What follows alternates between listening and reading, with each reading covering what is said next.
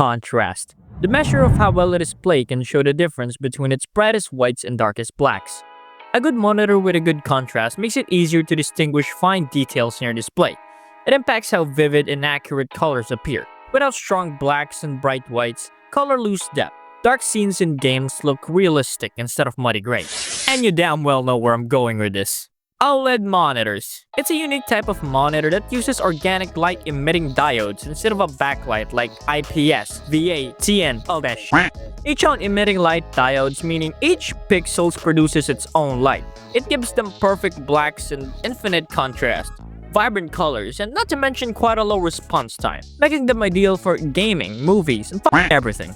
All this sounds really great until you look at how much it fucking costs. So, I'm Ronsel, and I talk about things, so let's talk about it. OLED displays have been available in the market for around 15 years now. And back then, you wouldn't even imagine how much early OLED displays costed back then. Back then, when the main competitors on the display category was mostly CRT. Yeah, those thick-ass things. Basic LCD panels and plasma screens are about to take over with their flat screen and new tech for marketing. This was a time period when every display was relatively thick, and most of the flagship displays back then were only like 1080p in resolution, and they were mostly transmitted via VGA and DVI. Yeah, those things with the screws on them. I believe HDMI was already available, but the only displays using those was mostly the flagship ones because it's relatively new at the time. We're talking about early 2010s after all. It's the time period where having your own home theater is becoming more common because at the time, mostly the ballers only have those. Way back then, most people used to go to cinema for movie entertainment or have those iconic family CRT televisions. So when people thought it couldn't get any better and everyone was debating whether LCD or plasma had better picture, OLED was quietly entering the conversation as the perfect display that neither of them can beat. Well, except with the pricing, and the burn-in issues, and the brightness. But hey, it introduces something absolutely groundbreaking, infinite contrast. But not many people knew what the fuck those meant, so people didn't really give a shit. I mean, take a look at the price of this thing. Does only having a really deep black and wider whites justify all the issues and the price for it? Nah. So, it only had a market share of around 0.05%. Well, it's not really surprising because it was just a new kid on the block. At the time, no working class people would invest so much money on something like this. And matter of fact, it wasn't even seen as the best of the best back then. It was actually plasma displays. But as technology evolved, not only the displays improved, but the quality of the displays you can buy with a small budget got even better. With a $200 budget, back then, you would have only gotten a 900p monitor. But now, with the same budget, you can get a 1440p monitor with 144Hz refresh rate. Hell, you can even find a decent IPS panel for under $100 if you're willing to sacrifice a bit on size and refresh rate. LCD technology nowadays has gotten so efficient and cheap that it's basically the default option for anyone who doesn't have enough money to burn a hole in their pocket. But OLED? OLED is still sitting there with price tags that will make you do a double take. A halfway decent 27-inch OLED monitor will run you at least $800, and that's if you catch it on sale. The really nice ones, the 32-inch 4K models with high refresh rate, are pushing $1,500 or even more. For comparison, you can get a 27-inch IPS monitor with similar specs for like $300. Same resolution, same refresh rate, same size, except one costs 5 times as much. So, what the hell is going on? Why hasn't OLED gotten cheaper after being on the market for 15 goddamn years? Well, turns out the answer is way more complicated and companies are greedy, though that's definitely a part of it.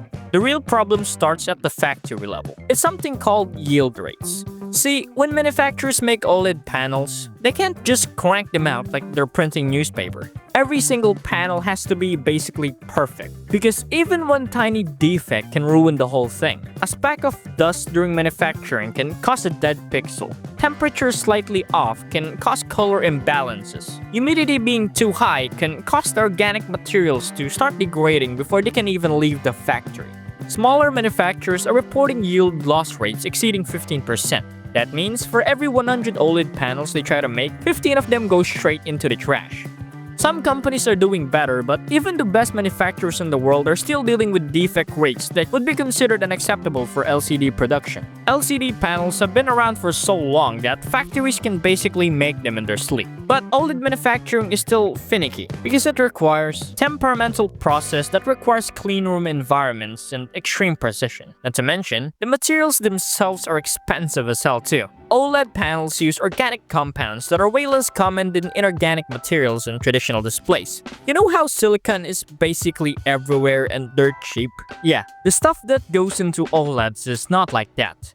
It has to be sourced, purified, synthesized in laboratories, and the whole process costs a fortune. We're talking about materials that need to be handled with extreme care because they're too sensitive for oxygen, moisture, temperature, basically everything. And because demand outweighs supplies, the prices stay high. But the absolute worst part, the thing that's been haunting OLED technology since day one, is what engineers call the blue pixel problem. And this is where things get genuinely fascinating in a really frustrating way. See, your OLED displays mix colors by combining red, green, and blue pixels. That's the standard for any display, but blue OLED pixels are absolute bastards to manufacture. The blue organic emitters degrade way faster than the red or green ones, meaning the blue pixel starts losing brightness and shifting color after significantly less use than the other colors. Why? Basically, blue light has a shorter wavelength and higher frequency than red or green light, which means it requires more energy to produce. More energy equals more stress on the organic materials. More stress equals faster degradation, meaning the blue pixels are working harder and burning out faster. This isn't just a minor inconvenience either. The blue emitters degrade so much faster that manufacturers have to make them physically larger than red and green pixels just to compensate. A blue subpixel can be up to 75% larger than a green one. That's not because they want to, it's because they have to. Or the color balance of your display would shift over time until everything looks like a radioactive swamp. It took 15 years of research and billions of dollars invested before we finally got a breakthrough. LG Display announced in May 2025 that they successfully verified the blue phosphorescent OLED technology for commercial production, the dream OLED that the industry had been chasing for nearly 2 decades. They're using a hybrid tandem structure that combines blue fluorescent in the lower layer with blue phosphorescence in the upper layer, which reduces power consumption by about 15% while maintaining stability. It's genuinely impressive tech that companies like Universal Display Corporation have been working toward for years. But here's the thing. This breakthrough literally just happened. LG showcased these panels at a display conference in May 2025, aimed initially at smartphones and tablets, not monitors. The technology exists now, sure, but it's brand new. It's going to be expensive as hell because it's cutting-edge technology. And for the past 15 years before that breakthrough, manufacturers had to throw money at expensive workarounds. LG developed tandem OLED structures. Samsung made blue pixels bigger. Companies experimented with quantum dot technology, all to compensate for blue emitters that degraded too fast. These solutions worked well enough to make OLED viable, but they all added significant cost. And even now that blue phosphorescent OLEDs are finally real, all those expensive R&D workarounds are still baked into current product pricing. The new blue OLED technology will eventually help, but we're talking about technology that was literally just commercialized in 2025. It's going to take years before it's widespread enough to actually bring prices down. The cost just doesn't stop at materials and pixel problems either. The manufacturing equipment itself is insanely expensive. Building a new OLED production facility requires multiple billions of dollars in investment. TCL just announced they're building an 8.6 generation OLED factory in China with an investment of over $4 billion. Samsung's newest production line cost around $2.4 billion. For comparison, building an LCD factory costs way less because the equipment is mature, well understood, and doesn't require the same level of precision. OLED manufacturing equipment need to deposit organic materials in layers thinner than a human hair, while maintaining perfect environmental conditions. Any exposure to air or moisture will ruin the materials, so everything has to happen in a high vacuum system with a clean room environment. The deposition equipment, the encapsulation system, the testing apparatus, all of it is cutting edge, specialized, and ridiculously expensive. And because OLED technology is still evolving, these equipments become obsolete faster than LCD manufacturing equipments, meaning companies can't just build a factory once and run it for 20 years. They have to keep investing in new equipment to stay competitive.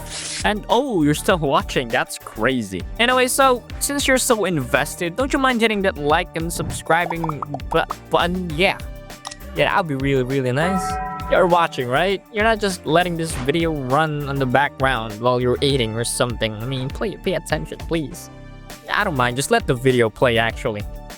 Anyways, then there's the economies of scale problem, or rather the lack of them.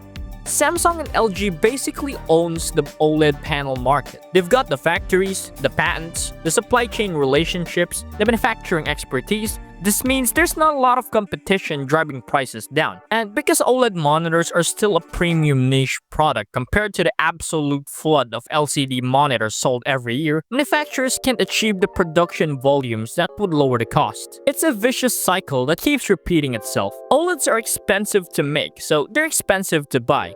So fewer people buy them. So production volumes stay low. So manufacturing costs stay high. So OLED remain expensive. LCD broke out of this cycle decades ago when it became standard for everything from computer monitors to digital watches, everything. OLED is still stuck in the premium market, and breaking out requires a massive technological breakthrough or someone willing to eat billions of dollars in losses to flood the market with cheap panels and force prices down. And the thing is, all that research and development costs get passed on you, the consumer. Companies have spent billions trying to solve the blue pixel problem, improve manufacturing yields, develop better encapsulation techniques, create more efficient materials, and all that money has to come from somewhere. It's coming from the price tag of your OLED monitor, from investors. So you're not just paying for the panel itself, you're paying for 15 years of research trying to make the technology work properly. There's also the material utilization problem. Traditional OLED manufacturing uses vacuum evaporation, which wastes a ton of material. About 70% of the organic compounds never make it into the panel.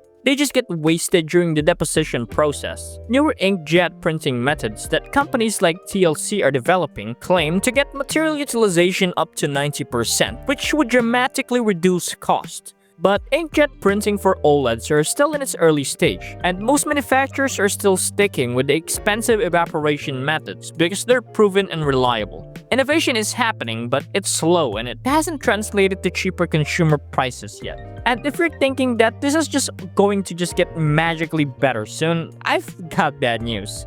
Yeah, there's progress happening. Manufacturing techniques are improving, yields are getting better, new technologies are in development. But we've been hearing about breakthrough OLED manufacturing techniques for years, and yet prices are still high. The fundamental challenges, the blue pixel degradation, the expensive materials, the complex manufacturing requirements, the lack of real competition, those aren't going away in the next year or two. So don't expect the OLED prices going down anytime soon. And I'm not saying OLED isn't worth it right now, because the picture quality looks genuinely incredible. It has perfect blacks, infinite contrast, colors that pop, response times that are crazy fast. If you've got the budget and you care about image quality, an OLED monitor is legitimately the best display technology you can buy right now. It's basically the best of the best, and with that comes a big f***ing price tag on it. And I mean, comparing the prices to back then, OLED prices right now couldn't be more worth it. And yeah, you finished the video. Congratulations! Give yourself a applause. Yeah, let's clap, everybody. Let's go. Anyways, hit that like and subscribe to the channel because that would be really nice. And yeah, I'll see you soon in the next video. Bye.